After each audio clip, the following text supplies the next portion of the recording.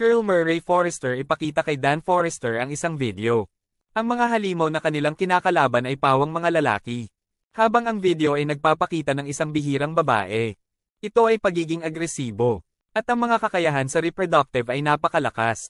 At isasakripisyo ng mga lalaki ang kanilang mga kasinungalingan para protektahan ito.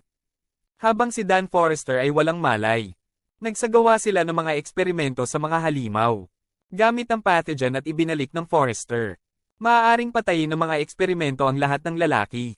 Ngunit sa ilang kadahilanan, hindi malason ng babae. Sana malaman ni Colonel Murray Forrester kung bakit. Kaya nagpa siya silang hulihin ng isang babae. Bilang isang eksperimentong paksa. Kung maaari silang magkaroon ng lason. Epektibo laban sa mga babae.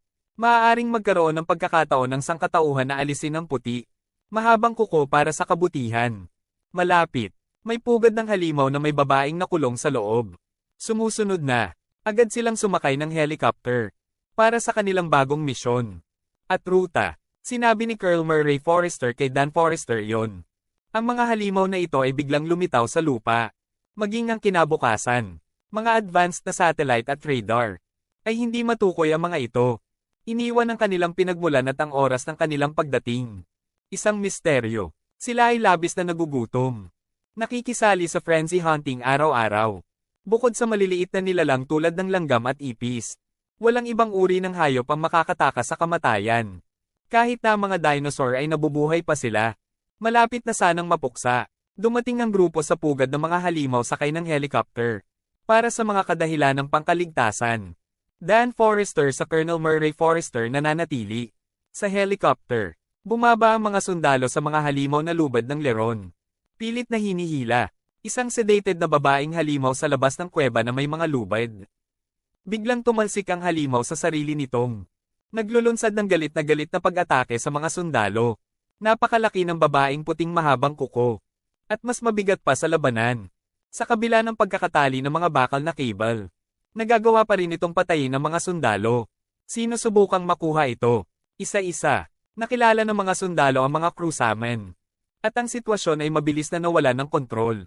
Colonel Murray Forrester. Inutusan si Dan Forrester na maghintay sa helicopter. Pagkatapos ay dumulas sa lubad ng mag-isa upang tumulong. Sa landing, agad niyang natukoy ang problema. Ang mga sundalo. Nabigo siyang masecure ang mga galamay ng halimaw. Nakita ang halimaw na humahawak sa isang sundalo. At tumakas sa dilim. Kulot na Murray Forrester. At media alay inutusan ng mga sundalo sa labas. Upang mag-spray ng apoy sa isa pang pasukan. Ang halimaw, takot sa apoy, ay sapilitang lumabas, at pagkatapos ay sinunggaban ng sundalo bilang isang hostage. Pagpapadala sa mga signal ng stress, na umakit ng malaking bilang ng mga lalaki, mula sa lahat ng direksyon. Sinasamantala ang pagkakataon. Tinutukan ni Colonel Murray Forrester ang halimaw. Pagbaril sa isa sa mga galamay nito at pagliligtas. Ang sundalo, at nagpaputok ng lubad ang katulong. Binding isa pa sa mga galamay ng halimaw. Habang tinangka ng halimaw na tumakas sa dilim.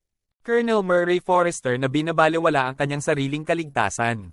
Ginamit ang kanyang katawan at isang kalasag upang harangan ito. Tapos mabilis. Inutusan ng mga sundalo. Upang kaladkarin ang halimaw sa isang hawla. Nagpumiglas sa mga sundalo na ilipat ang nilalang noon. Na may dagandong mula sa halimaw. Bumaba ang isang makakapal na kayag ng mga lalaking halimaw. Nakikita ang Colonel Murray Forrester sa panganib. Hindi na nakatiis si Dan Forrester ay Levi. Agad siyang dumula sa lubad. Bilang isang halimaw na sinisingil sa kanya. Nagpaputok siya habang papasok.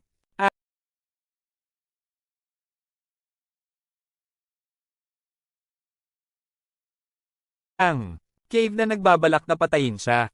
Colonel Murray. Sinamantala ni Forrester ang pagkakataon upang kontrahin ang pag-atake. Kasama ang lahat na nagtutulungan. Paghila at pagtulak. Sa wakas ay nakuha na nila ang babaeng halimaw. Lalo na ginawang bakal na hawla.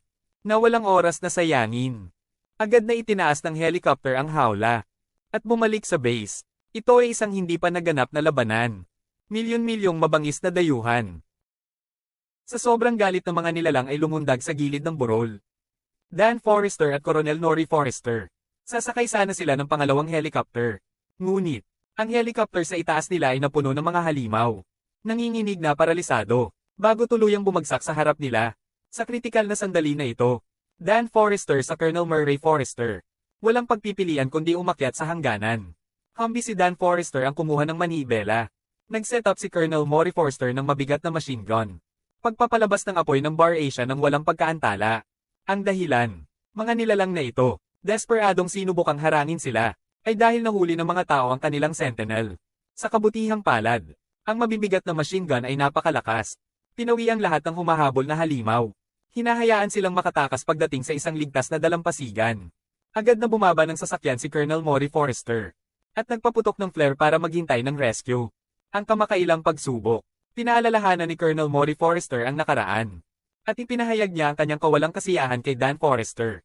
Para ipagsapalaran ng sarili na magligtas. Hindi naintindihan ni Dan Forrester bilang isang ama. Natural na hindi niya kayang iwanan ang kanyang anak na babae. Matapos harapin ang buhay at kamatayan.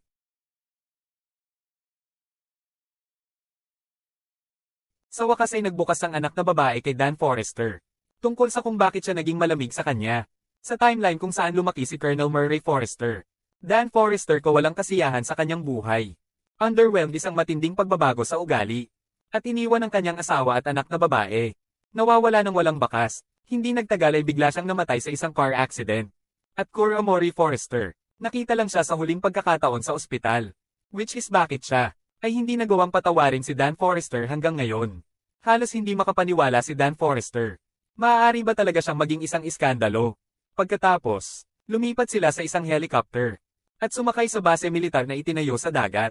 Humanity's huling passion. Wala pang 100,000 tao sa buong mundo. Ngayon ay nakatira dito. Paggawa ng kanilang mga tahanan sa napakalaking barkong ito. Ang mga carrier ng sasakyang panghimpapawid ay naglunsad at naglapag ng mga fighter jet.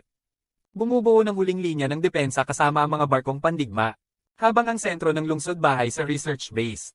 Pagpapalipad ng mga watawat ng 7 pangunahing bansa. Ang base ay napapaligiran ng 2 singsing ng matataas na pader, lahat upang protektahan ng Central Time Travel Tower. Kasama nito, maaaring maglakbay ang mga tao sa pagitan ng kasalukuyan at hinaharap. Ang nahuli na babae, ang puting mahabang pako ay dinala pabalik sa base ng dagat. Sa lab, nagkunwari ang mag-ama, na parang hindi nangyari ang pagtatalo nila. Dinala sa laboratorio ang babaeng puting mahabang kuko, kung saan kasama ang mga hakbang sa seguridad. Ilang malalaking tanikala na bakal, at isang pampakalma, pinangangasiwaan bawat oras. Pinilit ni Coril Mori, kinuha ang dugo ng mga alien creature. Pagsasaliksik ng mga laso na maaaring magpasuko. Gayunpaman, mayroong maraming mga potensyal na laso na maaaring pumatay sa puting mahabang kuko. Maaaring mangailangan ito ng mga mutasayon at pagsasaayos. Pagkatapos ay sa ilalim ng mikroskopyo, screen nila para sa retoxin, na maaaring 100% ang pumatay sa babaeng hayop. Ang malawak na base ay may limitadong mapagkukunan. Kung mayroong higit pang mga computer na nagpapatakbo ng mga programa, at higit pang mga siyentipiko ang sabay-sabay na nagtatrabaho, at pagbuo ng lason, ang kasunod na sakuna ay maaaring ay naiwasan. Nanatili si Dan Forrester sa tabi ng kanyang anak sa buong lugar. Bahagyang nagtatapos sa emosyonal na agwat sa pagitan nila, ngunit wala silang maraming oras. Dahil sa susunod na araw, mamarkahan si Dan Forrester sa ika-7 araw ng serbisyo. Pagkatapos nito, automatiko siyang babalik sa taon. 20-20-2. Sinabi ni Carl Murray Forrester kay Dan Forrester yan. Kung nakahanap nga siya ng mabisang lason, ibabalik sana niya si Dan. Sa pamamagitan ng paglalakbay sa oras, bilang sangkatauhan sa hinaharap ay nasa isang patay na dulo. Sa kaibahan, ang sangkatauhan sa 22 ay nasa tuktok nito, na may sapat na mapagkukunan upang makagawa ng lason, at maiwasan ang sakuna na mangyari.